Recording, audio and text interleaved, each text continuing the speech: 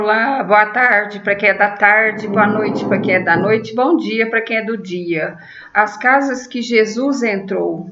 Nós vamos falar hoje é dia 24 de dezembro de 2021 e nós não poderíamos escolher um outro tema a não ser falar de Jesus, né? Da sua vinda até nós. A gente vai comemorar hoje o seu nascimento. Então vamos falar um pouquinho das casas que ele entrou. A primeira notícia, a gente pegou as referências nos evangelhos de João e Lucas. A primeira referência que os evangelhos trazem, né, de Jesus em residências foi no casamento de Caná. Ficou muito famosa a participação dele nesse casamento, onde a maioria dos evangelhos coloca que ele transforma a água em vinho, né, para que haja continuidade das festividades no casamento. Se é fato, né, ou se a ciência não comprova, o importante é que a passagem de Jesus por ali transformou de alguma forma aquele ambiente que ele visitou. Uma segunda casa que Jesus teria visitou, de acordo com os relatos bíblicos, é a casa de Pedro.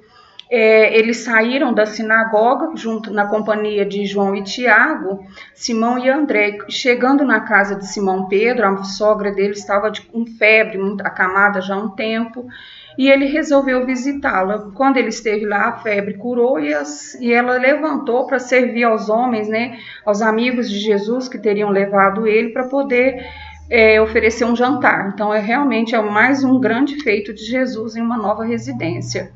Em Cafarnaum, ele é um local que, segundo os evangelistas, a própria casa de Jesus. Ele passava por ali, descansava, porque Cafarnaum ficava num local geograficamente estratégico.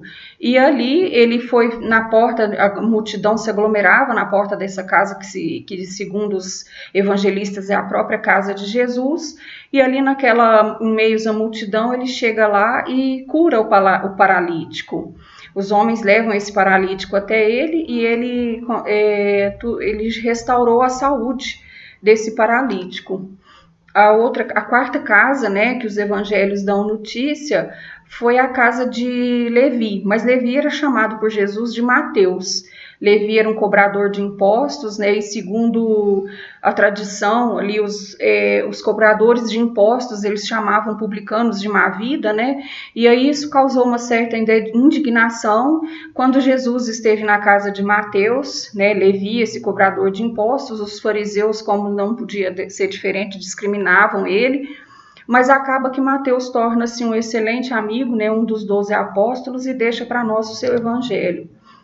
A quinta casa que Jesus visita, acontece um fato singular, né, que quem nunca ouviu falar, da mulher que lavou os pés de Jesus com lágrimas, né, e enxugou os pés de Jesus com o próprio cabelo. Isso aconteceu porque era comum, quando alguma visita chegasse, oferecer água para lavar os pés e as mãos, para dar um certo frescor, uma certa comodidade ao visitante. Mas na casa de Simão Pedro deixou esse fato histórico para a gente celebrar, inclusive nos dias atuais. A sexta casa é a casa de Jairo. Jairo era um chefe de sinagoga e a filha de Jairo estava muito doente. Então pediram para que Jesus a visitasse, uma vez que já iam preparar o sepultamento dessa criança. Mas felizmente Jesus restaura a saúde, né? E no fim do encontro, Jesus pede para que os pais da menina não levassem esse acontecimento à sinagoga.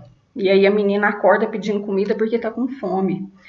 A casa de Maria e Marta é um acontecimento expressivo, né? Porque às vezes, enquanto as mulheres ficam muito ali na tarefa da luta diária, na rotina, presa à rotina, ela não deu importância ao ilustre visitante. Mas aí Jesus, né, para quebrar esse ciclo, ele fala para ela que naquele momento ela não poderia, ela precisava, né, descansar um pouco das atividades domésticas, que naquele momento eram secundárias, e prestar mais atenção na visita que ela estava recebendo. E fica também para a posteridade que Marta e Maria são irmãs de Lázaro, né, vão também prestar um grande testemunho aí para a humanidade enquanto anfitriãs de Jesus.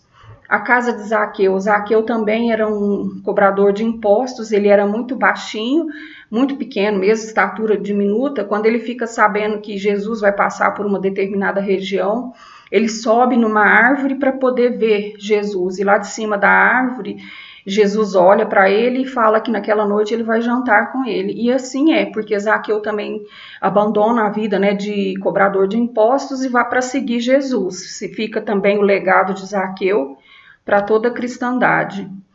A casa no cenáculo, de acordo com alguns estudiosos, provavelmente ela pertencia a João Marcos, o evangelista, que ficou para nós o evangelista Marcos. E aí, chegando, né, próximo a essa casa, ele pede para os discípulos que já o acompanhavam, né, que procurasse um homem que estava carregando água. De início era um pedido inusitado, porque essa tarefa de carregar água era só para as mulheres. Mas aí eles encontram, né, e quando ele chega na própria casa, ele vê a presença de Jesus, oferece o que tinha de melhor para a ceia, né, o jantar, e se torna mais um discípulo. Nós vamos ter na casa de Caifás um acontecimento singular, porque eles chamam Jesus exatamente para julgar Caifás. Só que quando Jesus chega na casa de Caifás, o que acontece é exatamente o contrário. Os judeus julgam e condenam, né? Ele é condenado pelos sacerdotes quando ele chega aí, né, para fazer essa visita à casa de Caifás. A estrada de Emaús, né, a casa de Emaús, Jesus tenha feito, que ele encontra os discípulos, caminha por um longo tempo quando saem de casa, e eles não perceberam que o homem com que eles estavam conversando era Jesus.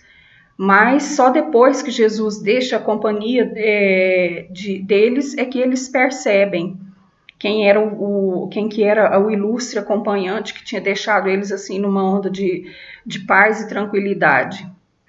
Bom, e nós vamos ter aí a última casa, que seria a casa dos discípulos. Essa referência está no Evangelho de São João. Ele aparece após a sua ressurreição. E os seus discípulos haviam se trancado em uma casa com medo de serem condenados também, né? Estava naqueles 3 dias após a crucificação, estavam todos os discípulos, os 12, desiludidos e sem fé, segundo o relato de João, capítulo 20, versículo de 19 a 23 e de 26 a 29.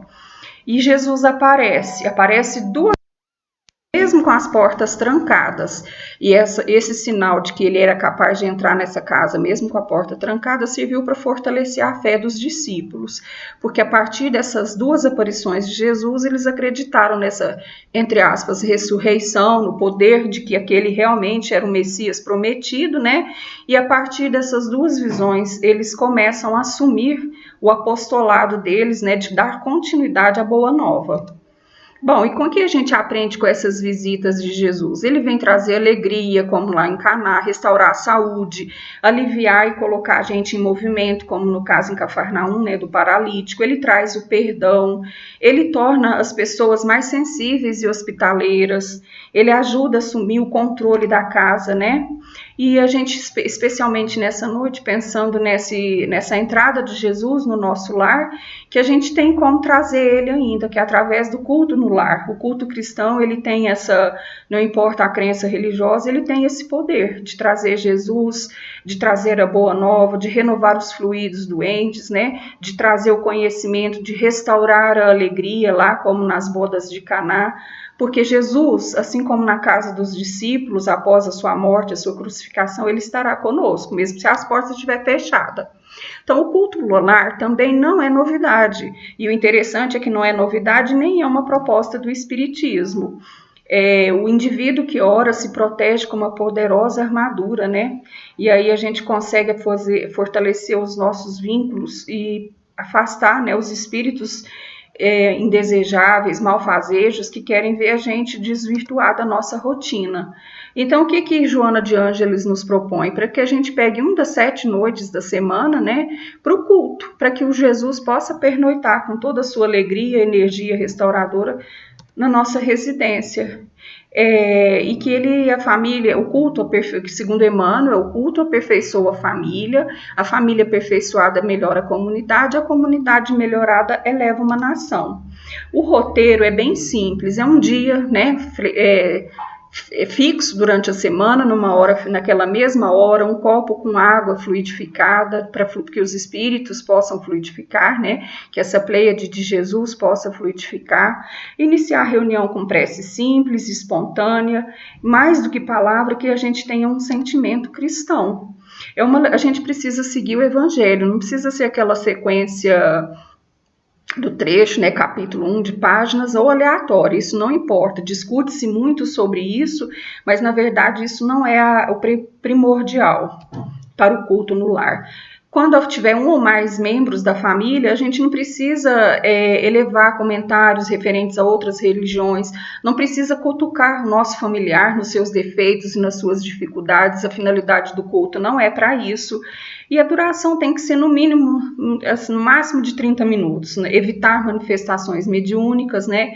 E na prece de encerramento, agradecer a Deus, a Jesus, os mensageiros do bem, fazer vibrações especiais e terminar, pedir as bênçãos para a nova semana que se inicia, porque o próprio Jesus disse: pois onde 2 ou 3 estiverem reunidos em meu nome, eu estou ali, no meio deles. Isso está no Evangelho de Mateus, capítulo 18, versículo 20. E a todos um feliz nascimento de Jesus.